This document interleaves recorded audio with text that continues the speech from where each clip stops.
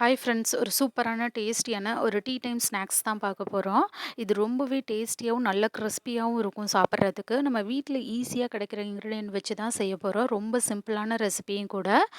இந்த ரெசிபியை நம்ம ரூம் டெம்பரேச்சரில் ஒரு 15 நாள் வரைக்கும் வச்சுக்கலாம். வாங்க எப்படி செய்கிறதுன்னு வீடியோக்குள்ளே போய் பார்க்கலாம்.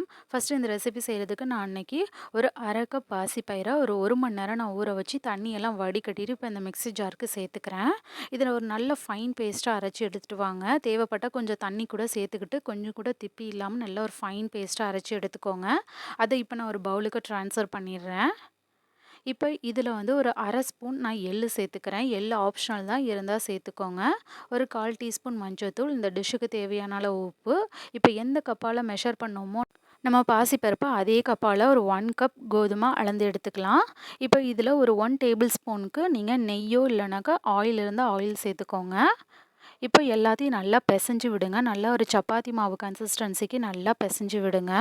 நான் இதுக்கு எந்த தண்ணியுமே சேர்க்கல. அந்த பாசிப்பருப்பில் இருக்க தண்ணியை வச்சு நான் மாவை பிசைஞ்சு எடுத்துக்கிட்டேன். இப்போ இன்னொரு பவுலில் நான் ஒரு 1 டேபிள் ஸ்பூன்லேருந்து 2 டேபிள் ஸ்பூனுக்கு ஆயில் இல்லைனா கீ சேர்த்துக்கோங்க. இப்போ அதில் ஒரு 1 டீஸ்பூனுக்கு கோதுமை மாவு சேர்த்து இதை இந்த மாதிரி தண்ணியாக இருக்கிற மாதிரி ரெடி பண்ணி எடுத்துக்கோங்க. இப்போ நம்ம ஆல்ரெடி ரெடி பண்ணி வச்சுருந்த மாவுலேருந்து நான் ஒரு உருண்டை எடுத்துக்கிறேன். இப்போ அதில் மாவு நல்லா ஸ்ப்ரெட் பண்ணி விட்டுட்டு இந்த மாதிரி ஒரு சப்பாத்தி கட்டையை வச்சு நல்லா ஸ்ப்ரெட் பண்ணி விட்டுக்கோங்க. நல்லா சப்பாத்தி தேய்க்கிற மாதிரி தேய்ச்சிக்கோங்க. இப்போ இதில் நம்ம ரெடி பண்ணி வச்சுருக்க இந்த மாவை அது மேலே நல்லா ஸ்ப்ரெட் பண்ணி விடுங்க.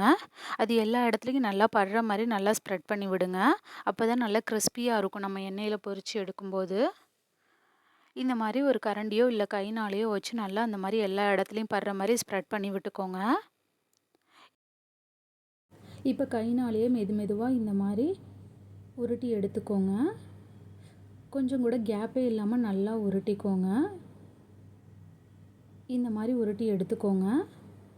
இப்போ ஒரு நைஃப் வச்சு நம்ம இதை சின்ன சின்ன துண்டுகளாக கட் பண்ணி எடுத்துக்கலாம். நம்ம உள்ளே அந்த மாதிரி நெய் தடவின மாவை நம்ம எடுத்துக்கிட்டதுக்கு காரணம் என்னென்னா நல்லா கிறிஸ்பியாக இருக்கும் நம்ம பொரித்து எடுக்கும்போது. அது இப்போது இந்த மாதிரி நான் சின்ன சின்ன பீசஸாக கட் பண்ணியிருக்கேன். இப்போ இதுலேருந்து நான் இந்த மாதிரி ஒரு துண்டை எடுத்து அந்த நடுவில் லைட்டாக அமுக்கி விட்டுட்டு, நீங்கள் சப்பாத்தி கட்டை இருந்தால் சப்பாத்தி கட்டையால் வச்சு இந்த மாதிரி ஒரு தேய்ச்சிக்கோங்க. ஸோ இந்த மாதிரி நான் எல்லாத்தையுமே ரெடி பண்ணிட்டு வந்துட்டேன். இப்போது இதை நம்ம எண்ணெயில் பொரிக்கும்போது உப்பி வராமல் இருக்கிறதுக்காக நான் இந்த மாதிரி ஒரு ஃபோக் ஸ்பூன் வச்சு லைட்டாக குத்தி விட்டுக்கிறேன். அப்படி குத்தி விட்டோம்னாக்கா நமக்கு அந்த மாவு எலும்பாது. அப்படியே ஃப்ளாட்டாகவே நல்லா பொரிஞ்சு வரும். நமக்கு நல்லா கிறிஸ்பியாகவும் இருக்கும் சாப்பிடும்போது. நீங்கள் கண்டிப்பாக ஃபோக் ஸ்பூனால் குத்திட்டு போடுங்க. உங்கள்கிட்ட ஃபோக் ஸ்பூன் இல்லைன்னா ஏதாவது நைஃப் வச்சுட்டு குத்திட்டு போடுங்க. இப்போ ஆயில் நான் கொஞ்சம் மீடியம் ஃப்ளேமில் வச்சுருக்கேன். அதில் இப்போ நீங்கள் தேவையான மாவெல்லாம் நம்ம ஒரு தேய்ச்ச மாவெல்லாம் எடுத்து போட்டுக்கலாம். கண்டிப்பாக ஏதாவது ஒரு நைஃப் வச்சாவது குத்திட்டு போடுங்க. அப்போ தான் உங்களுக்கு மாவு எலும்பாமல் வரும். இல்லைனாக்கா பூரி சுடுற மாதிரி ஆகிடும். இப்போ எல்லாமே கொஞ்சம் ஈவனாக கலர் சேஞ்ச் ஆகிட்டுருக்கு. அதனால நான் திருப்பி போட்டுக்கிறேன். இந்த மாதிரி அப்பப்போ திருப்பி போட்டுக்கோங்க. இது கொஞ்சம் மீடியம் ஃப்ளேம்லேயே வச்சு நம்ம பொரிச்சா தான் உங்களுக்கு ஈவனாக கலர் சேஞ்ச் ஆகி நல்லா கிறிஸ்பியாக வரும்.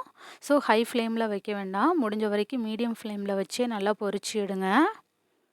இது நம்ம ஒரு 15 நாள் வரைக்குமே ரூம் டெம்பரேச்சரில் வச்சு நம்ம சாப்பிட்லாம். ரொம்பவே கிறிஸ்பியாகவும் நல்லா டேஸ்டியாகவும் இருக்கும்.